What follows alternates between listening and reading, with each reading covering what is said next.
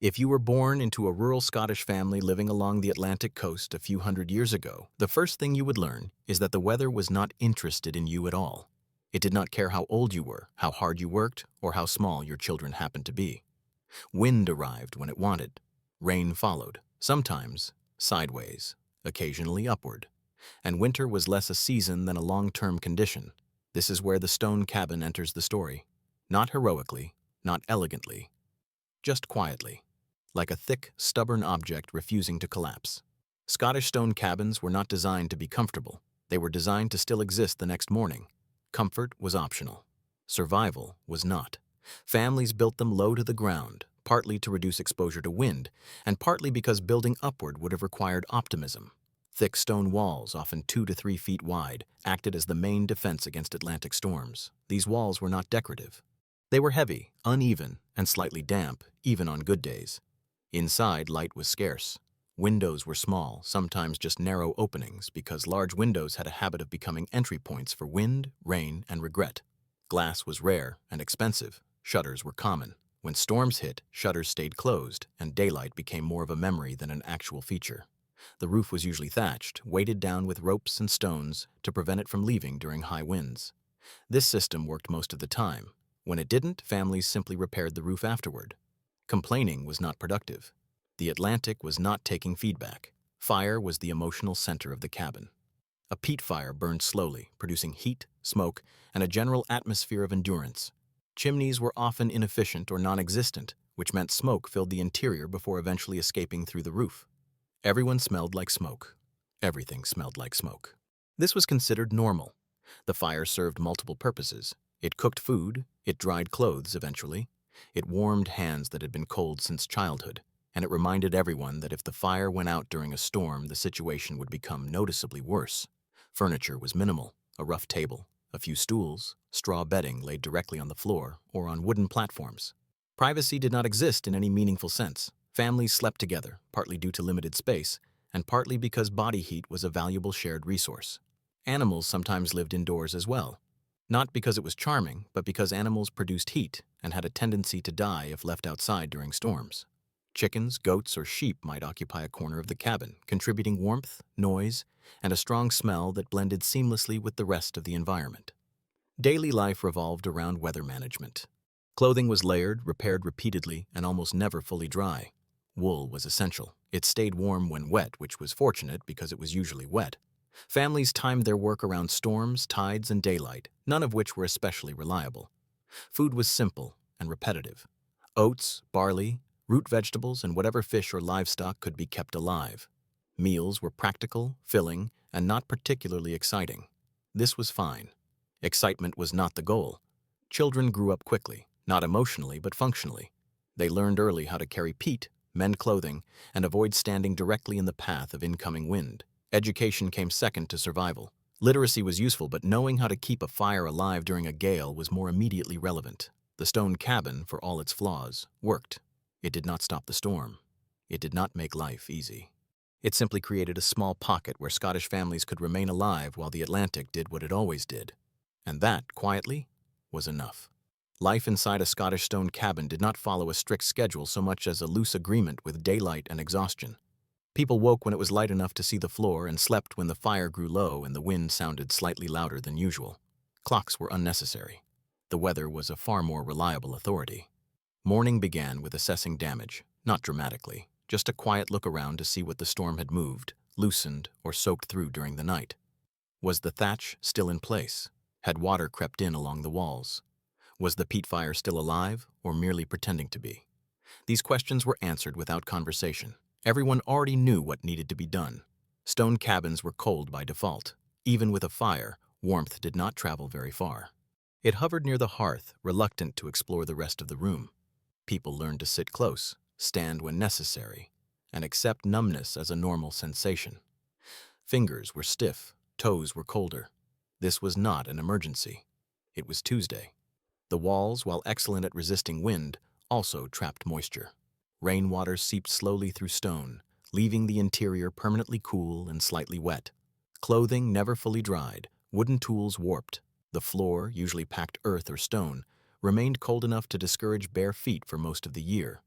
Children learned early that shoes were not optional, even indoors. Work continued regardless. Men and women both labored, though tasks were divided by tradition more than efficiency. Fields had to be tended when weather allowed, which was not often. Fishing, when possible, involved careful timing between storms rather than bravery. Bravery did not improve outcomes. Planning occasionally did. Inside the cabin, spinning wool, mending clothes, and preparing food filled long stretches of time. These tasks were repetitive, quiet, and constant. Hands stayed busy. This helped distract from the wind, which never fully stopped making noise.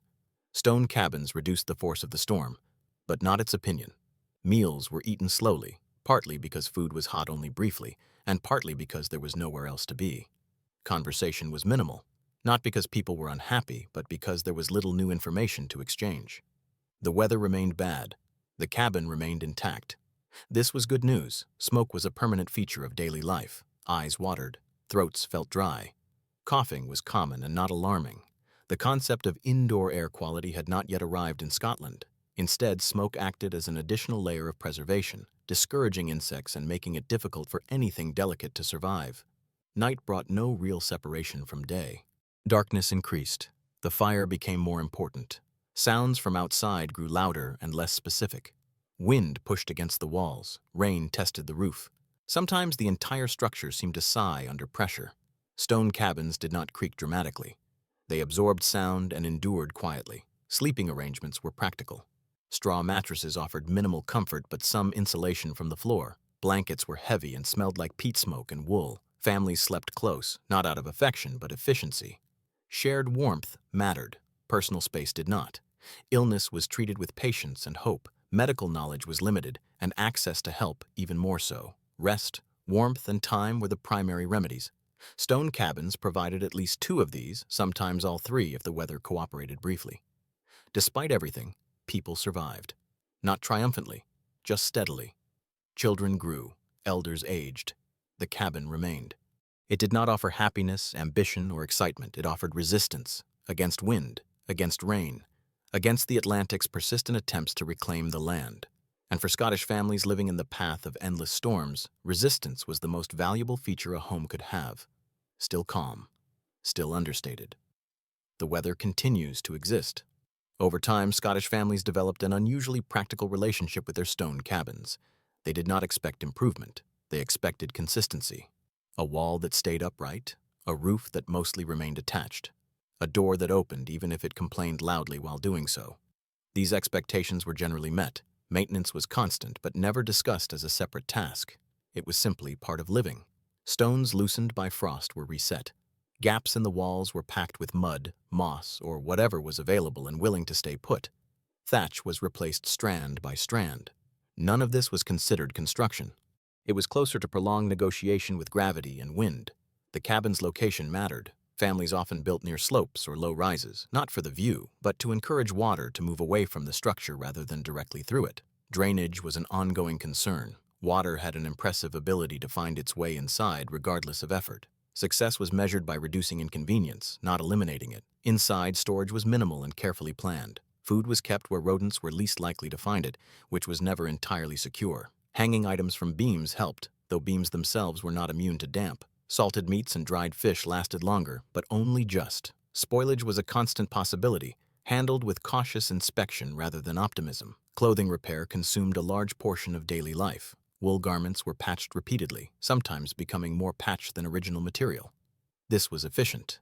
The idea of replacing clothing entirely was unrealistic for most families. Instead, garments aged alongside their owners, gradually thickening in places that mattered and thinning everywhere else.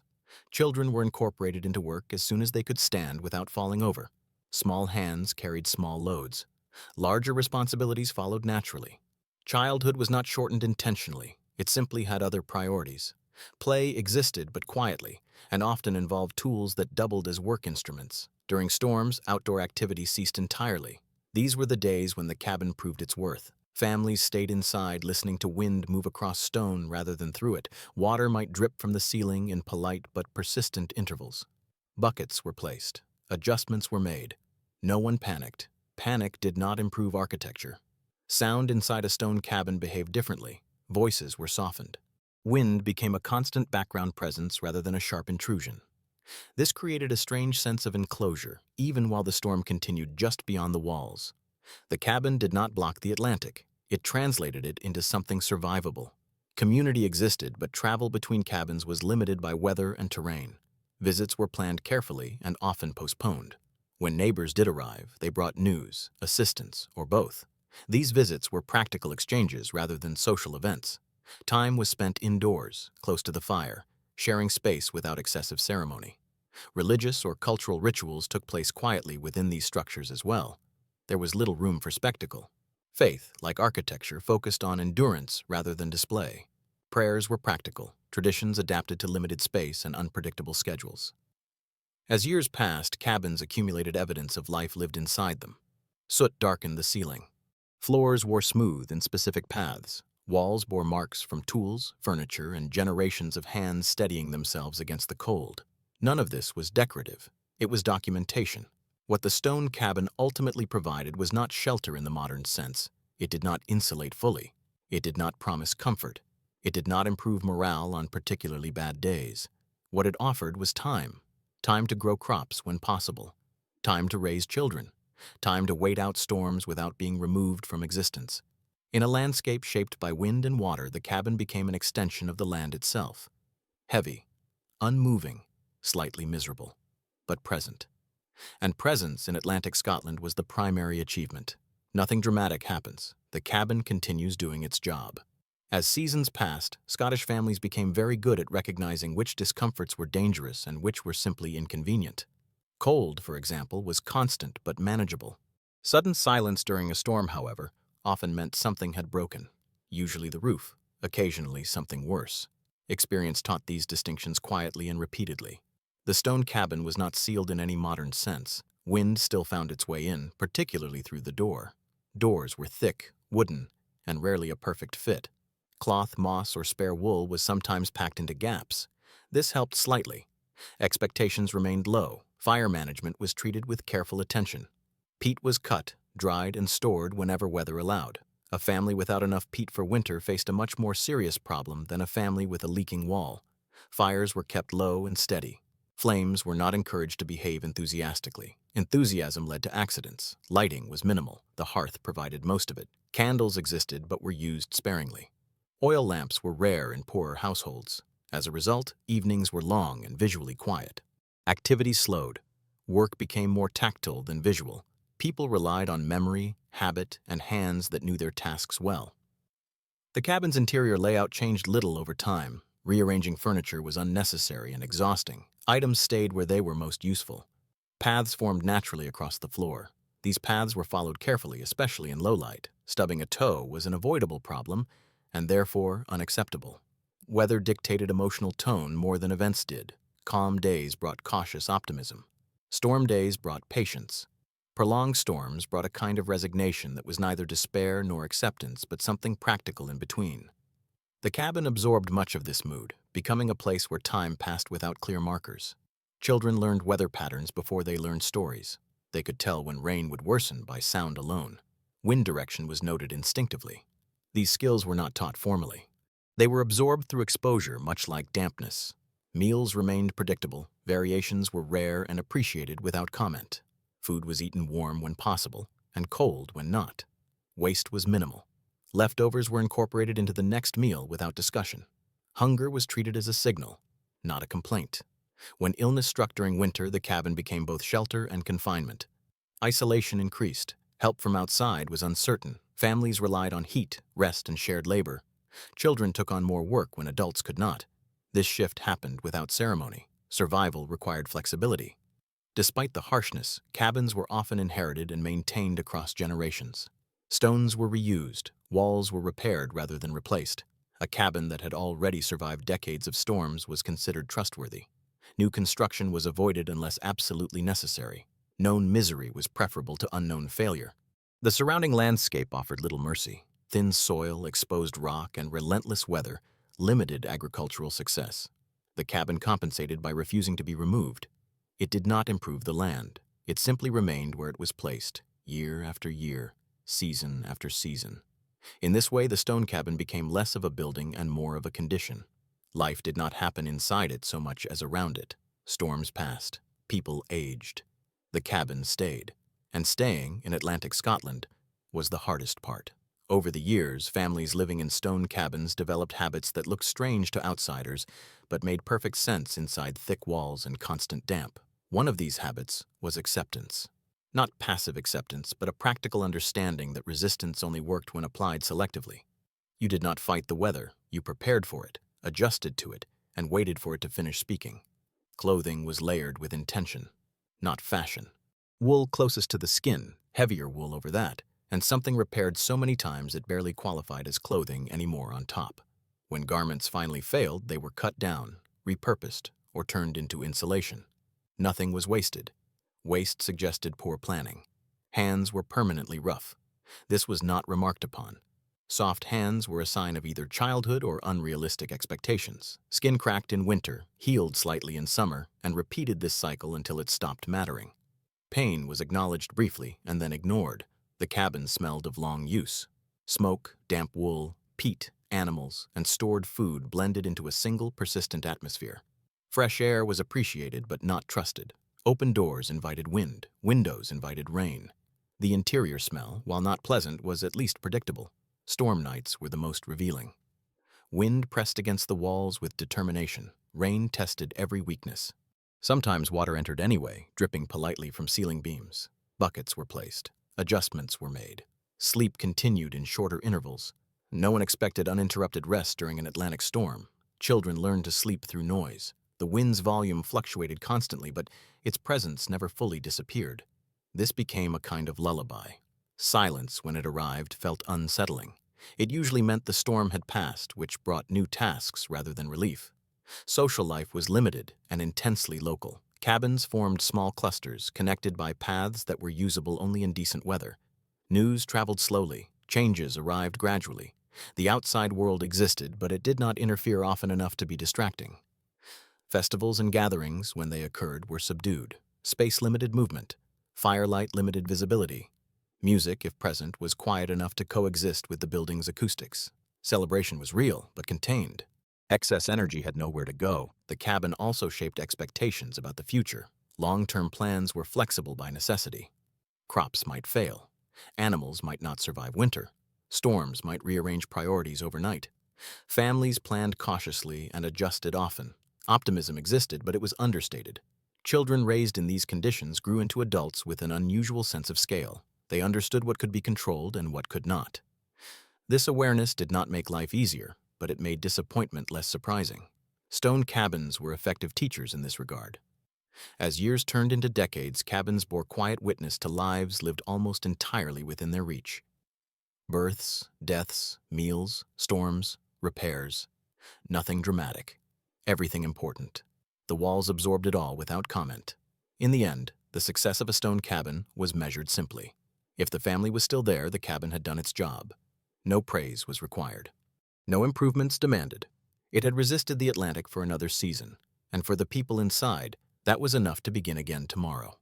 Over the years, families living in stone cabins developed habits that looked strange to outsiders, but made perfect sense inside thick walls and constant damp. One of these habits was acceptance. Not passive acceptance, but a practical understanding that resistance only worked when applied selectively.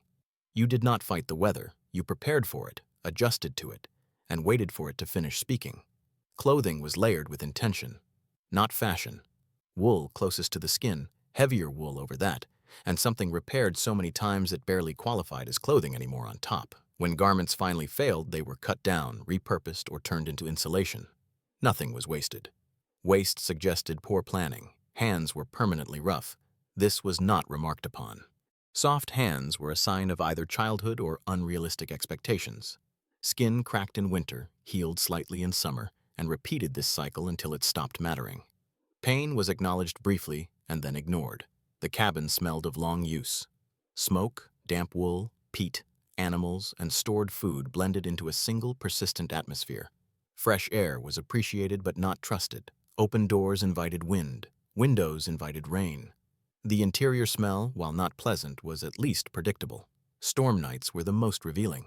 Wind pressed against the walls with determination. Rain tested every weakness. Sometimes water entered anyway, dripping politely from ceiling beams. Buckets were placed. Adjustments were made. Sleep continued in shorter intervals. No one expected uninterrupted rest during an Atlantic storm. Children learned to sleep through noise. The wind's volume fluctuated constantly, but its presence never fully disappeared. This became a kind of lullaby. Silence, when it arrived, felt unsettling. It usually meant the storm had passed, which brought new tasks rather than relief. Social life was limited and intensely local. Cabins formed small clusters, connected by paths that were usable only in decent weather. News traveled slowly. Changes arrived gradually. The outside world existed, but it did not interfere often enough to be distracting. Festivals and gatherings, when they occurred, were subdued. Space limited movement. Firelight limited visibility. Music, if present, was quiet enough to coexist with the building's acoustics. Celebration was real, but contained. Excess energy had nowhere to go. The cabin also shaped expectations about the future. Long-term plans were flexible by necessity. Crops might fail. Animals might not survive winter. Storms might rearrange priorities overnight. Families planned cautiously and adjusted often. Optimism existed, but it was understated. Children raised in these conditions grew into adults with an unusual sense of scale. They understood what could be controlled and what could not. This awareness did not make life easier, but it made disappointment less surprising. Stone cabins were effective teachers in this regard. As years turned into decades, cabins bore quiet witness to lives lived almost entirely within their reach. Births, deaths, meals, storms, repairs. Nothing dramatic. Everything important. The walls absorbed it all without comment. In the end, the success of a stone cabin was measured simply. If the family was still there, the cabin had done its job. No praise was required. No improvements demanded. It had resisted the Atlantic for another season, and for the people inside, that was enough to begin again tomorrow. Still restrained, still dry in tone, if not in reality. As generations passed, stone cabins became reference points rather than destinations. People were born there, worked there, and left from there when circumstances required. Some returned. Many did not. The cabin remained, holding its position on the land long after individual lives moved on. Construction methods changed very slowly. New ideas arrived from elsewhere, but adoption was cautious. A design that survived storms for decades did not invite experimentation. Improvements were incremental: a slightly better door, a more carefully placed drain, nothing that risked structural trust. Cabins were often shared by extended families over time. Space adapted reluctantly. Corners became sleeping areas. Beams became storage. Nothing expanded outward. The land beyond the walls remained just as difficult as before. The solution was always inward adjustment. The rhythm of work continued to follow environmental limits. Spring brought cautious optimism. Summer allowed repairs and preparation. Autumn focused on storing anything that might be needed later. Winter narrowed life back to the interior, where endurance became the primary skill once again. Children who grew up in these cabins often left with a strong sense of spatial awareness. They understood weight, balance, and shelter instinctively. Thin walls elsewhere felt suspicious. Large windows seemed irresponsible. Silence indoors felt unnatural. Visitors from milder regions noticed the absence of decoration. Cabins contained few unnecessary objects. Everything present had survived long enough to justify its place. Ornamentation would have required maintenance. Maintenance was already abundant. The relationship between family and cabin was not sentimental. People did not speak of loving the building. They spoke of relying on it. This distinction mattered. Love was emotional. Reliance was practical and long-lasting. When repairs were made, they were visible. There was no attempt to hide patched stone or replace thatch. The goal was function, not appearance. A visibly repaired wall was considered honest. It meant someone had noticed a problem in time. Storms continued to define success. A storm survived without major damage was considered a good outcome. Stories of particularly severe weather were remembered, not for excitement, but as technical case studies. What failed? What held? What needed attention? Next time. Cabins also shaped social hierarchy. Families who maintained their structures well were seen as competent, regardless of wealth. A collapsing cabin suggested neglect or misfortune. Judgment was quiet, but persistent. As time moved forward, some cabins were abandoned. Changing economies, migration, and new building materials altered settlement patterns. Yet many stone cabins remained standing long after their original occupants left. Empty, but intact. This was not accidental. Their design favored endurance over convenience. Thick walls aged well. Simple forms resisted collapse. Even without maintenance, some cabins continued to stand, sheltering animals, tools, or nothing at all. For those who once lived inside them, the memory of the cabin lingered, the weight of stone, the sound of wind translated through walls, the particular way light behaved in small, dark spaces. These memories traveled with people, even when they no longer needed to. The stone cabin did not define identity, but it shaped expectations. It taught patience. It discouraged excess. It demonstrated repeatedly that survival was rarely elegant, and that lesson, learned slowly over generations, remained useful long after the Atlantic storms were left behind. By the time someone had lived most of their life inside a stone cabin, the structure no longer felt separate from daily thought. It was not consciously noticed. Like weather, it simply existed in the background, shaping decisions without asking permission. People did not wake up thinking about walls. They woke up thinking about whether the walls had held, which was a different and more practical concern. Seasonal repair became almost instinctive. As winter ended, families checked the roof, the door hinges, and the points where water had previously found success. These were predictable weaknesses. Surprises were rare, and when they occurred, they were treated as personal failures rather than architectural ones. The cabin had expectations, and it remembered when they were ignored. Spring brought temporary softness to the land. Mud replaced frost. Work resumed outdoors, cautiously at first.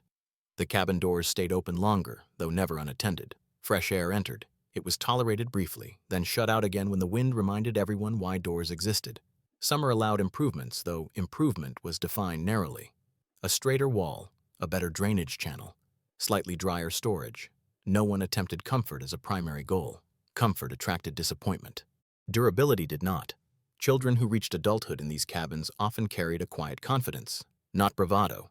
Confidence rooted in having already survived long stretches of difficulty without applause. They had learned that conditions could be unpleasant without being catastrophic. This made them calm in situations others found alarming. The cabin influenced sleep patterns as well. People slept lightly, attuned to changes in sound. A new drip, a sharper gust, a shifting roof weight. These noises triggered movement rather than fear. Someone rose, adjusted something, returned to rest. The process was smooth, practiced, and unremarkable. Tools and household objects were arranged to minimize effort. Every step saved mattered. In winter, unnecessary movement wasted heat. In storms, unnecessary movement wasted balance. The cabin rewarded efficiency quietly. Animals continued to share space during harsh weather. This arrangement remained practical rather than affectionate. Animals provided warmth. People provided shelter. Neither side expected more than this. Noise and smell were tolerated as part of the agreement. The absence of written records was noticeable. Much knowledge was carried orally through demonstration and repetition. How to stack peat, how to secure thatch, how to read cloud movement. The cabin itself functioned as a textbook, its wear patterns illustrating lessons learned by previous occupants. As decades passed, families measured success in modest terms: a winter without illness, a roof that stayed put, children who reached adulthood. These were sufficient markers of progress. Anything beyond that was considered optional. Eventually, newer building methods began to appear in nearby regions: larger windows, thinner walls, different materials. People noticed, they evaluated, they waited. The stone cabin did not disappear quickly. It had proven itself too many times to be replaced hastily. Even when families moved on, the memory of the cabin shaped how they judged new homes. Solid walls felt reassuring. Heavy doors felt correct. Thin constructions felt temporary, no matter how modern they appeared. The stone cabin, once central to survival, became a quiet reference point, a baseline against which all other shelters were measured, not because it was ideal, but because it had endured. And endurance, as always, remained the highest standard. Still slow, still understated. The Atlantic remains unimpressed. As the wider world gradually changed, the stone cabin did not immediately follow. Roads improved elsewhere. Trade expanded. Ideas moved faster than weather. But along the Atlantic edges of Scotland, the cabin stayed relevant because the problem it solved never actually went away. People began to encounter alternatives. Timber structures appeared inland. Slate roofs replaced thatch in some areas. Glass became more common. These changes were observed carefully, often from a distance. A new building method that failed during one bad winter was dismissed quietly and permanently. Stone cabins earned trust through repetition. Each storm survived added weight to their reputation. Each year standing made them harder to abandon. When families considered moving or rebuilding, the question was never whether a new structure might be better. It was whether it could be as reliable. Work patterns slowly adjusted as economies shifted. Some families relied less on subsistence farming and more on fishing, labor, or trade. Yet the cabin remained the base. No matter how far someone traveled during the day, returning to stone walls at night felt correct. The interior life of the cabin changed only slightly. A few new tools appeared, perhaps a better lamp, maybe a chair built with more care. These additions did not alter the structure's personality. The cabin absorbed them without comment. Older generations often resisted change more strongly, not out of stubbornness but memory. They remembered storms that had removed entire roofs, winters that lasted longer than expected, times when survival depended entirely on walls that did not move. Trust, once earned under those conditions, was difficult to replace. Children born into later periods still learned the same lessons. Wind could not be negotiated with. Rain would arrive whether invited or not. Stone offered more time than wood. These truths remained accurate regardless of economic shifts. Maintenance rituals continued. Even when families had access to better materials, they applied them cautiously. A new hinge replaced an old one only after testing. A different roofing method was reinforced with additional weight, just in case. The cabin also shaped attitudes toward risk. People who grew up inside thick stone walls often avoided unnecessary exposure. This was not fear. It was calculation. There was little value in testing the environment without a clear purpose. As older cabins began to fall out of use, some were repurposed rather than destroyed. Storage sheds, animal shelters, seasonal dwellings. Their walls remained useful even when daily life moved elsewhere. Removing them would have required effort, and effort was rarely spent without reason. In time, some cabins became empty entirely. Weather entered freely again, roofs collapsed, interiors filled with debris.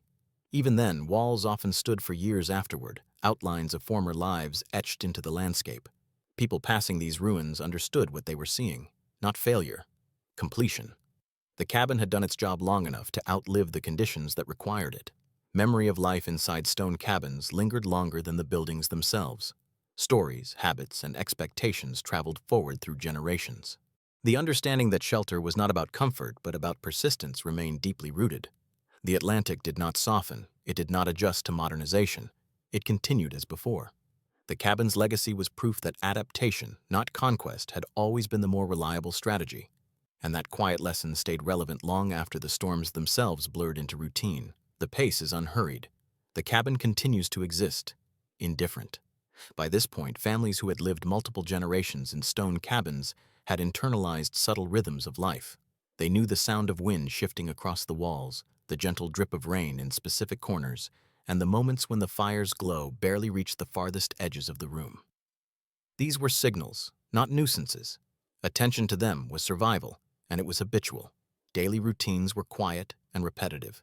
Mornings involved checking the fire, assessing roof and wall condition, and distributing chores with minimal words.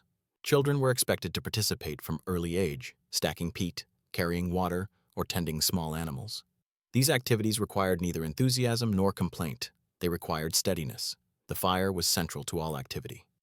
Peat burned slowly, emitting both warmth and smoke. Smoke filled the space in the measured doses, a constant companion. It encouraged cautious breathing, sharpened attention, and reinforced shared presence. People did not dislike it, it simply existed. Food remained modest. Grains, root vegetables, salted meat, or fish preserved the day's labor. Meals were functional. Appetite was secondary to consumption. Leftovers were integrated into the next meal without commentary. Waste was minimal because it was impossible to afford more. The cabin's influence on social life persisted. Isolation was common during storms. Travel outside was discouraged. Visits from neighbors were infrequent and practical, sharing tools, exchanging news, or assisting in repair. Conversations were brief, useful, and carefully timed around the weather. Maintenance became routine and methodical. Thatch roofs were inspected. Stones shifted or loosened were reset. Gaps were packed. Every repair was performed with the expectation that failure could be fatal, or at least uncomfortable. Observation and intervention were silent obligations. Sound shaped perception inside the cabin. Voices did not need to be raised. Wind, rain, and occasional animal noises provided a backdrop that modulated human activity. Silence, when it arrived, was more alarming than any gust. It indicated stillness, and stillness was an uncommon luxury. Sleeping arrangements were practical. Families shared warmth. Straw beds or platforms insulated minimally from cold floors. Blankets smelled of peat and wool. Individual comfort was secondary to survival. Space was allocated according to efficiency, not privacy. Children's development was inseparable from environment. They learned endurance, patience, and cautious movement before literacy. Knowledge of wind direction, water flow, and animal behavior was imparted through repeated exposure rather than formal instruction. Observation was education. Storm nights tested the cabin's consistency. Each gust, drip, or creak reminded occupants of the building's role. Repairs were performed as necessary. Sleep continued in intervals, punctuated by practical action. Calm was a temporary state, but it was achievable within the shelter. The cabin did not provide inspiration. It did not encourage innovation beyond necessary improvements. Comfort was a side effect, rarely intentional. The Atlantic dictated limits. People adapted quietly. Over decades, habits solidified. Movement was efficient. Speech was economical. Actions were deliberate. Mistakes were minimized. This was less a choice than an environmental requirement. When someone died, life adjusted smoothly. Space was repurposed. Responsibilities were redistributed. The cabin accommodated the cycle without protest. Routine persisted. Survival demanded continuity. By this stage, the cabin was more than building. It was a teacher. Its lessons, stability, attention to detail, patience were absorbed slowly, generation after generation. And the Atlantic, as always, provided the conditions that ensured these lessons remained meaningful. Still slow, still deliberate, still unremarkable in its endurance.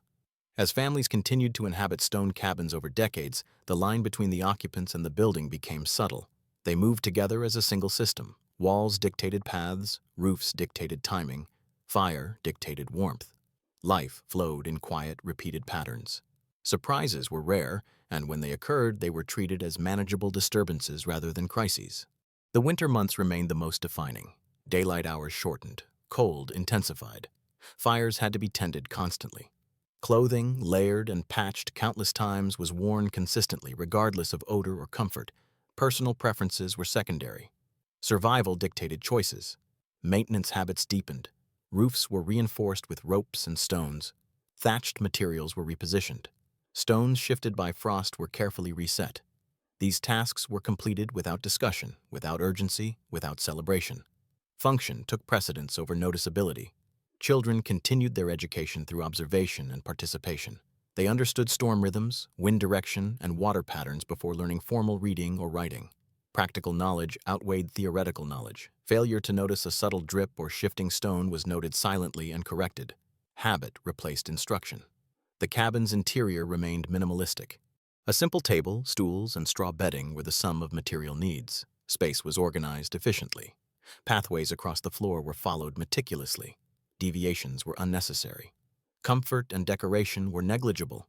Any addition to the interior had to justify its permanence and usefulness. Animals still shared the space during severe weather.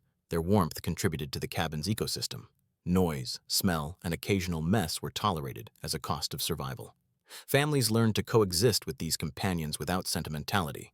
Relationships were practical, functional, and constant. Meals continued to be repetitive and sustaining rather than exciting. Grains, root vegetables, salted meats, and fish comprised most of the diet. Cooking was slow, predictable, and functional. Portions were regulated by availability and need. Excess was unacceptable. Hunger was a motivator rather than a complaint. Visitors remained infrequent and purposeful. Travel in storms was risky, and caution dictated social engagement. When neighbors arrived, assistance or information exchange was paramount.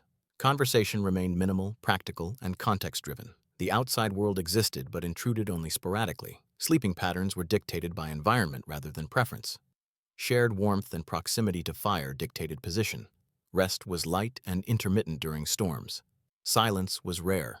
Wind, rain, and structural noises punctuated slumber. Adaptation was constant, not optional. The cabin's walls slowly accumulated evidence of generations. Marks from tools, furniture, and repairs traced the lives that had passed through. This documentation was subtle but persistent. It provided lessons for those who lived within, reminders of both endurance and fragility. Storms continued with predictable inconsistency. Their strength and duration varied, but each brought an opportunity to test the structure and the occupant's resilience. The cabin remained consistent in its response. Survival depended on observing and acting without unnecessary haste. Through all of this, the stone cabin neither praised nor scolded. It simply existed. Its utility remained steady. Its lessons were absorbed unconsciously. And the Atlantic continued its relentless accompaniment. Still slow, still flat, still wet, windy, and persistent. Over decades, the stone cabin shaped not only survival but also perspective. Children who grew into adults inside these walls carried a quiet, practical understanding of risk and preparation. They did not fear storms. They respected them. They did not chase comfort. They planned around discomfort. Decisions were grounded in practicality, repetition, and observation. The cabin's walls were silent witnesses. Each repair, each crack, each adjustment marked a history of experience. The uneven floors, the slight lean of a doorframe, and the patina of soot on beams were all indicators of long-term use. Occupants rarely remarked on these details. They simply worked within them as part of life's rhythm. Fire remained central to survival. Peat was laboriously cut, dried, and stored. Maintaining a steady burn was a daily ritual. Flames provided heat, cooked food, and created a constant, gentle glow. Smoke filled the cabin with its persistent scent, a reminder that warmth required effort and that effort demanded attention. Clothing continued its life of repeated patching and layering. Wool garments, sometimes decades old, protected against cold and moisture. Comfort was incidental. Warmth, resilience, and practicality were intentional. These habits, repeated every season, became instinctive over time. Food remained simple and utilitarian. Root vegetables, grains, salted meat, and dried fish formed most meals. Portions were adjusted silently according to availability. Leftovers were recycled into future meals. The cabin did not judge scarcity or abundance. It simply contained what was necessary. The Atlantic storms continued to define daily life. Windows remained narrow, doors remained thick and slightly warped. Thatched roofs required constant attention. Water occasionally entered and repairs were performed without ceremony. Noise and movement from outside were background, shaping behavior without dictating mood. Children grew up with acute awareness of these rhythms. They learned to observe, respond, and endure. Responsibilities were assumed gradually. Skills were passed down quietly and practically.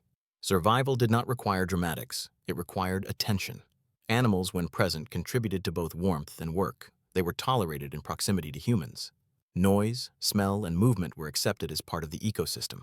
The cabin functioned as a single organism, with humans, animals, and fire interacting harmoniously but without sentiment. Sleep was intermittent and responsive to environmental cues. Light, wind, and rain dictated wakefulness. Warmth was shared, space was managed. Comfort was relative.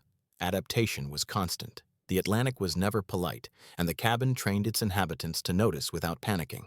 Visitors arrived rarely and purposefully. Exchanges were practical. Conversation was brief, functional, and limited by weather.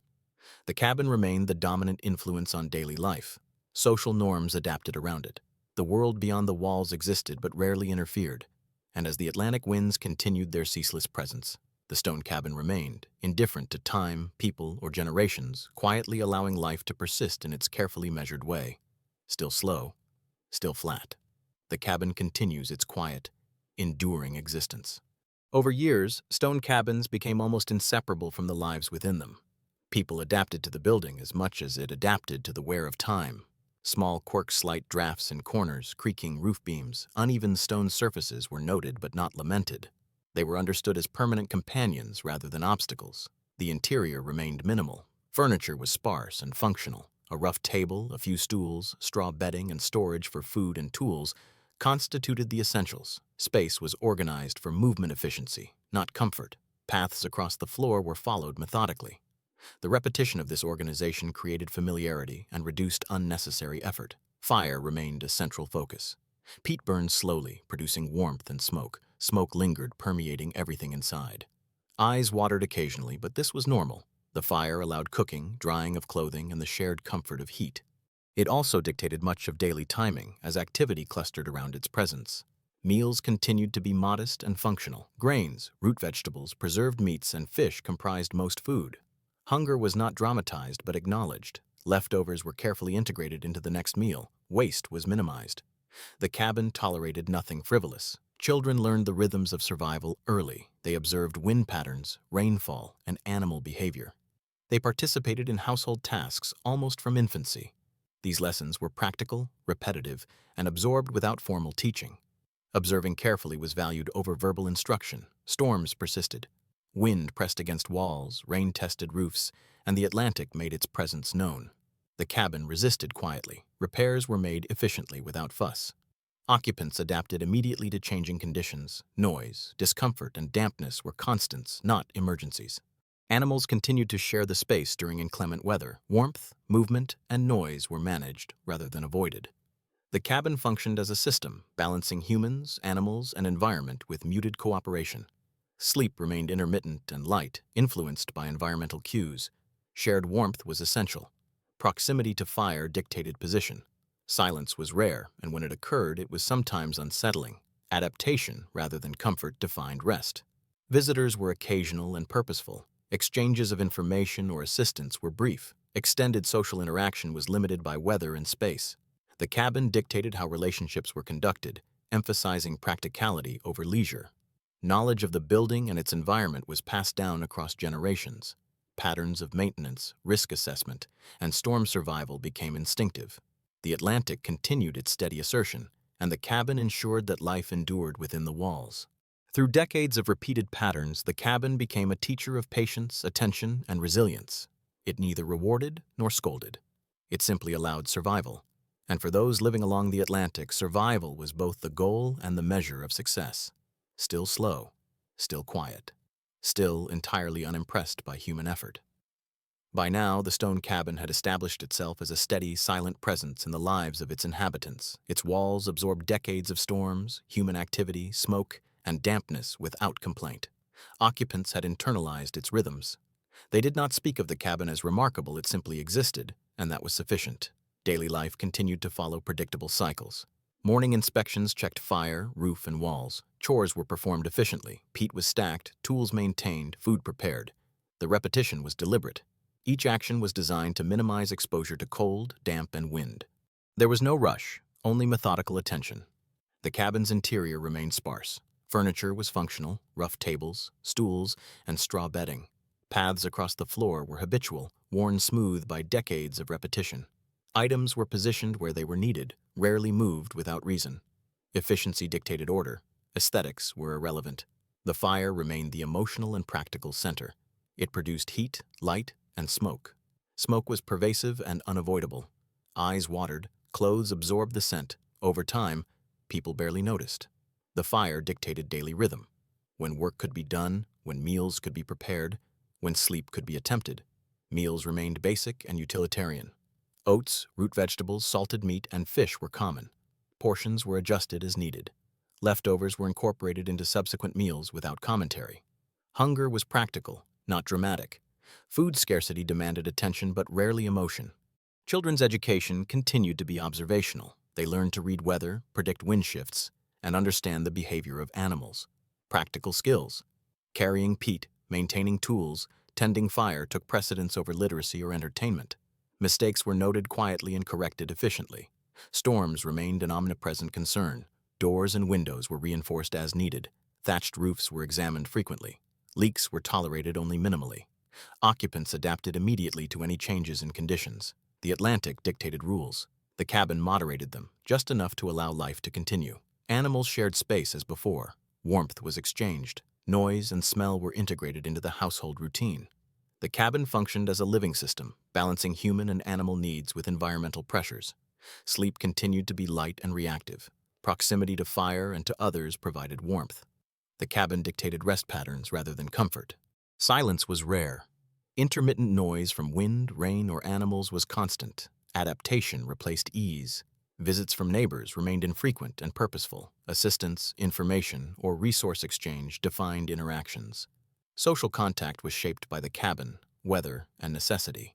The outside world intruded only rarely. Generations passed and habits solidified. Efficiency, observation, and endurance were passed down silently. Knowledge of the cabin's quirks, strengths, and weaknesses became instinctive. Life inside the stone cabin was predictable, arduous, and continuous. And the Atlantic, as ever, continued its relentless accompaniment, reminding everyone why stone, damp, and patience mattered more than comfort or speed. Still calm, still deliberate, still quietly wet and cold. By this point, life inside the stone cabin had become a study in subtle endurance. The building dictated rhythm without words. Walls, floors, and roof set the pace. Wind and rain outside reinforced attention to detail. Occupants moved with the unspoken understanding that effort had predictable consequences, while inaction often brought discomfort. Repair work was ongoing, though never dramatic. Thatch was repositioned, stones were reset, gaps were packed with moss, mud, or spare wool. Maintenance was habitual, often performed with minimal speech. It was not heroic, it was necessary. Every small improvement prevented repeated inconvenience. Children continued their practical education. They learned to anticipate storms, carry peat efficiently, and care for small livestock. Observation was more important than instruction. Mistakes were corrected quietly. Survival required subtle competence. Confidence was silent. Bravery was measured by endurance, not spectacle. Inside, the fire remained central. Peat burned slowly. Smoke lingered. It was accepted, almost unnoticed. Warmth radiated unevenly, influencing where people sat or slept. Clothing, layered and patched repeatedly, compensated for the fire's limitations. Comfort was incidental. Functionality dominated every choice. Meals were consistent and practical. Grains, root vegetables, salted meat, and fish formed the staple diet. Portions were rationed according to need and availability. Leftovers were reused. Scarcity was accepted as normal. Food reinforced patterns of attention, patience, and planning. Animals shared the cabin space during harsh weather. Their warmth contributed materially to survival. Noise, smell, and movement were absorbed into daily life without complaint. The cabin functioned as a system, humans, animals, fire, and stone interacting quietly, efficiently, and consistently. Storms continued their relentless testing. Doors and windows were reinforced, roofs examined, leaks repaired, residents responded without dramatics. The Atlantic did not negotiate. The cabin moderated the impact, creating a livable interior amid relentless conditions. Sleep remained light and responsive to environmental cues. Shared warmth and proximity to the fire dictated positions. Silence was rare. Every creak, gust, or drip informed movement. Adaptation replaced expectation. Routine was essential. Social life remained sparse. Neighbors visited only when absolutely necessary. Conversations were brief and functional. Practical assistance, resource sharing, or weather-related coordination defined interactions. The cabin dictated how human connection could safely occur. Through decades, the cabin became a repository of tacit knowledge. Its structure preserved lessons about patience, observation, and preparation. Survival was measured not by comfort but by continuity. Occupants internalized the understanding that enduring life in such a place required quiet attention, subtle skill, and repeated adaptation. And as the Atlantic continued to assert itself year after year, the stone cabin quietly enabled another generation to persist, teaching endurance without words, expectation without drama, and survival without grandeur. Still slow, still dry, still quietly soaked in Atlantic wind and rain. By this stage, families had grown deeply attuned to the cabin's character. Each stone beam and patch of thatch had a history. They could anticipate creaks, leaks, and drafts without conscious thought. Life became a dialogue with the structure rather than a battle against it. Occupants moved efficiently, spoke minimally, and treated disruptions as routine observations rather than crises.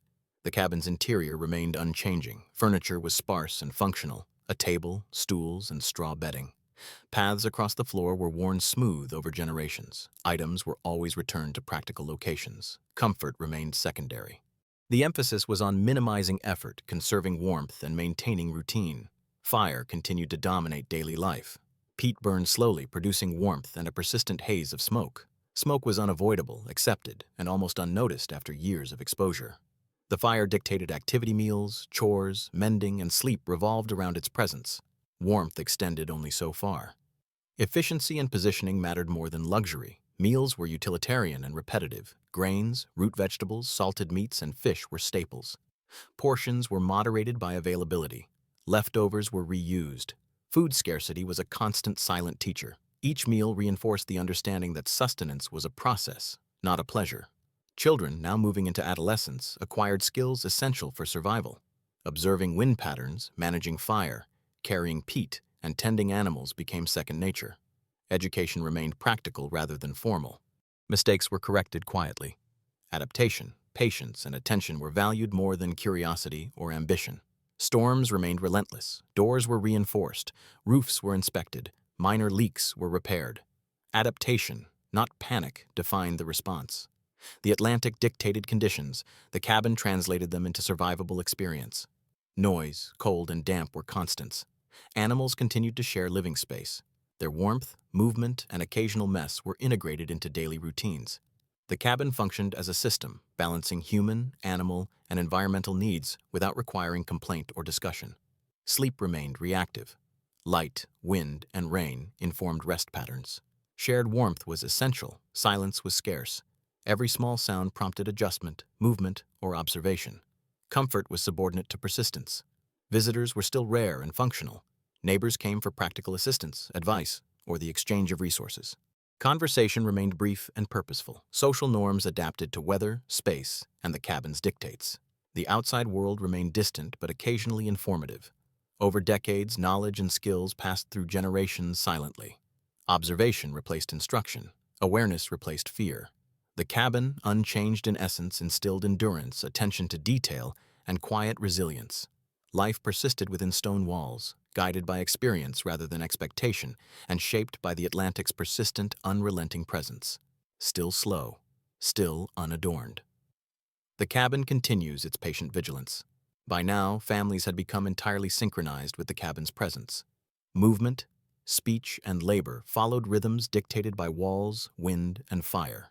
Each person knew which corner stayed coldest, which beam required reinforcement, and how the roof shifted when storms arrived. Experience, repetition, and observation replaced instruction. Life flowed without surprise, except when the Atlantic decided otherwise. Maintenance remained a daily ritual. Thatch was adjusted, stones reset, and gaps packed. No repairs were grandiose. They were methodical, efficient, and quiet. The cabin accepted these adjustments without change, reinforcing its role as a consistent environment. The Atlantic tested it annually, but the structure responded predictably. Inside, minimalism persisted. Furniture was functional: rough tables, stools, straw bedding. Paths were worn smooth. Items were kept where they could be reached efficiently. Space dictated movement. Comfort remained incidental. The cabin rewarded preparation, not indulgence. Fire remained central. Peat burned slowly, producing heat and smoke. Smoke lingered constantly, filling the interior with the smell of endurance. Warmth radiated unevenly, shaping seating, sleeping, and work. Clothing, layered and patched repeatedly, compensated for the fire's limitations. Survival took precedence over comfort. Meals continued to be modest and practical. Grains, root vegetables, salted meat, and fish were the main diet. Portions were controlled. Leftovers were recycled silently. Hunger was not dramatized. Food scarcity taught planning, resourcefulness, and patience. Children learned observation and endurance early. They recognized patterns in weather, movement of animals, and structural quirks. Mistakes were corrected quietly. Adaptation became instinctive. By adolescence, they could manage fire, repair thatch, and anticipate storms without guidance. Storms remained constant teachers.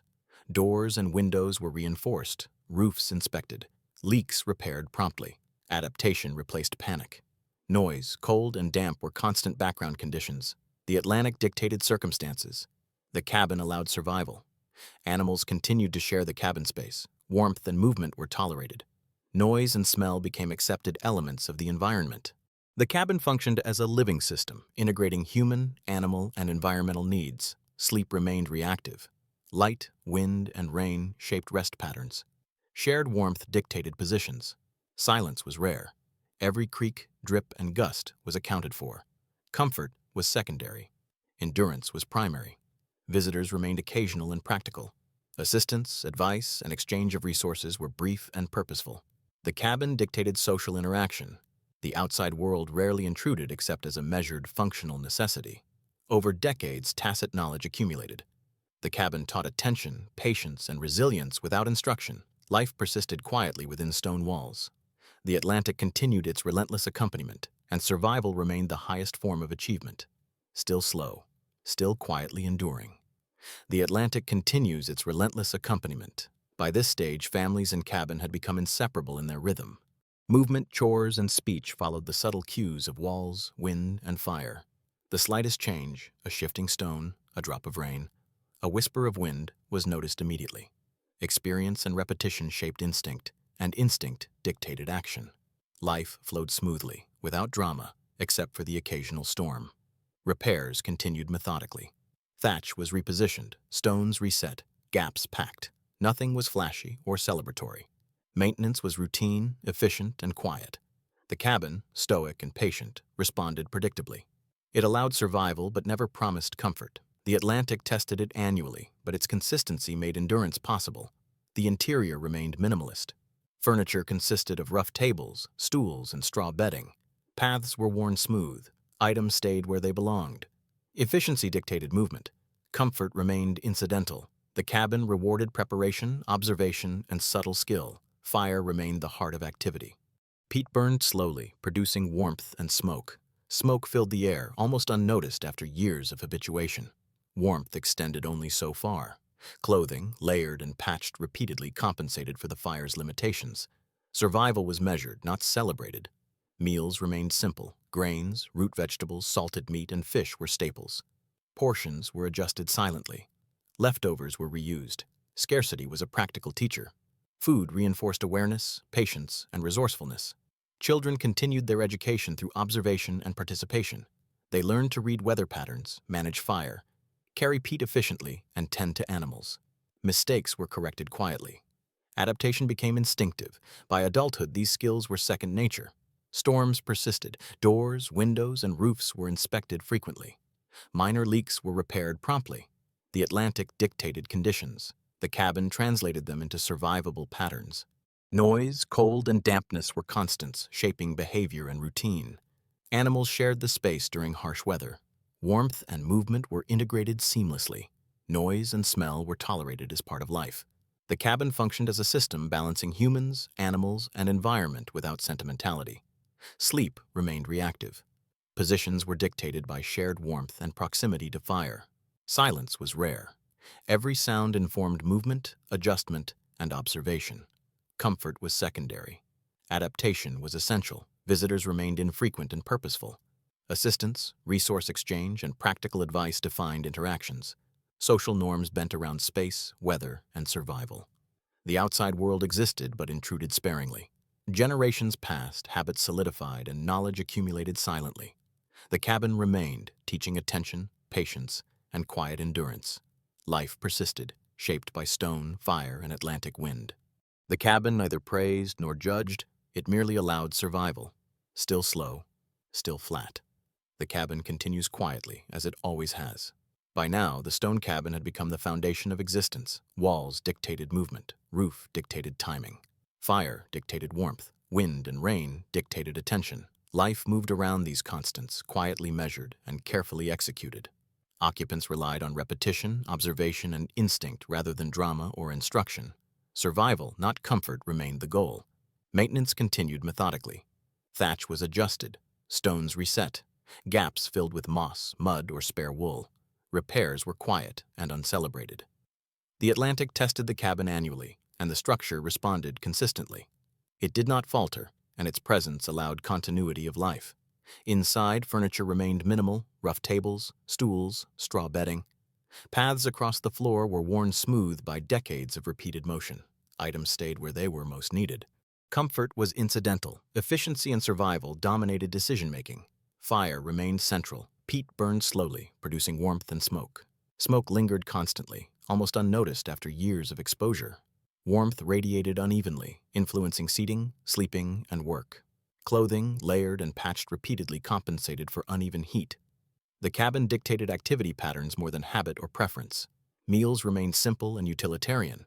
Grains, root vegetables, salted meat, and fish were staples. Portions were adjusted silently. Leftovers were reused. Scarcity was practical, not dramatic. Food taught planning, attention, and patience. Children continued learning through observation. They anticipated storms, monitored animal behavior, and participated in chores from early age. Mistakes were corrected quietly. Adaptation became instinctive. By adulthood, skills such as fire management, thatch repair, and storm preparation were second nature. Storms continued to assert themselves. Doors, windows, and roofs were monitored. Leaks were addressed promptly. Noise, cold, and dampness were constants. The Atlantic dictated conditions. The cabin translated them into patterns humans could endure. Animals shared space when necessary. Their warmth, movement, and noise were integrated into routines. The cabin functioned as a living system, balancing human, animal, and environmental needs. Sleep remained reactive. Positions were determined by proximity to fire and others. Silence was rare. Every creak, gust, and drip was noted. Comfort was subordinate to endurance. Visitors were infrequent and purposeful. Exchanges were practical. Social interaction occurred only as needed. The cabin dictated these patterns. The outside world rarely interfered, and when it did, adaptation was immediate. Generations passed. Tacit knowledge accumulated silently. The cabin taught patience, observation, and subtle endurance. Life persisted quietly inside stone walls, guided by experience rather than expectation, and shaped by the Atlantic's relentless presence. And the cabin, as always, remained steady, allowing another day of survival without drama or complaint. The final part. Still slow, still quietly enduring. The Atlantic still continues its relentless presence. By now, the stone cabin had witnessed decades, sometimes generations, of life. Walls, floors, and roof carried the memory of repeated storms, smoke, dampness, and human persistence. Occupants moved in harmony with the building rather than against it. Small adjustments, careful attention, and silent observation dictated daily routines. Survival had become instinctive, almost subconscious, embedded in every motion and every decision. The interior remained minimalistic. Furniture was functional: rough tables, stools, and straw bedding. Paths across the floor were worn smooth by generations. Items stayed in practical locations. Efficiency dictated movement. Comfort remained incidental, subordinate to endurance. Fire remained central to life. Peat burned slowly, producing heat and persistent smoke. Warmth extended only so far, shaping seating, work, and sleeping arrangements. Clothing, layered and patched repeatedly, compensated for heat limitations. The fire dictated rhythm, while the Atlantic dictated limits. Meals were consistent and practical. Grains, root vegetables, salted meat, and fish formed the staple diet. Portions were silently adjusted. Leftovers were reused. Scarcity taught planning, patience, and resourcefulness. Hunger was functional, not dramatic. Children learned through observation and participation. They anticipated storms, managed the fire, repaired the roof, and cared for animals. Mistakes were corrected quietly. Adaptation was instinctive. By adulthood, competence in survival skills was assumed rather than taught formally. Storms continued to arrive, relentless and unannounced. Doors, windows, and roofs were inspected and maintained. Leaks were repaired. Noise, cold, and damp were constants shaping life. The Atlantic dictated conditions. The cabin allowed humans to endure them. Animals continued to share space when necessary. Warmth, movement, and occasional mess were accepted. The cabin functioned as a system, balancing human, animal, and environmental needs efficiently. Sleep remained reactive, positions determined by shared warmth and proximity to the fire. Silence was rare. Every sound prompted observation, adjustment, or movement. Comfort remained secondary. Endurance was primary. Visitors arrived occasionally and purposefully. Exchanges were brief and functional. The cabin dictated social interaction, limiting it to practical necessities. The outside world intruded rarely. Adaptation was always required. Through decades, tacit knowledge accumulated. Habits solidified. Observation replaced instruction. Patience and attention became instinctive. The cabin taught without words. Survival was steady, persistent, and unremarkable. In the end, the stone cabin achieved its purpose. It neither praised nor reprimanded. It simply existed, providing a stable environment that allowed life to continue through Atlantic storms, cold, dampness, and relentless repetition. And for the families who lived within, that quiet, enduring stability was more valuable than comfort, warmth, or beauty. The cabin had endured, and through its persistence, it had ensured that life endured as well.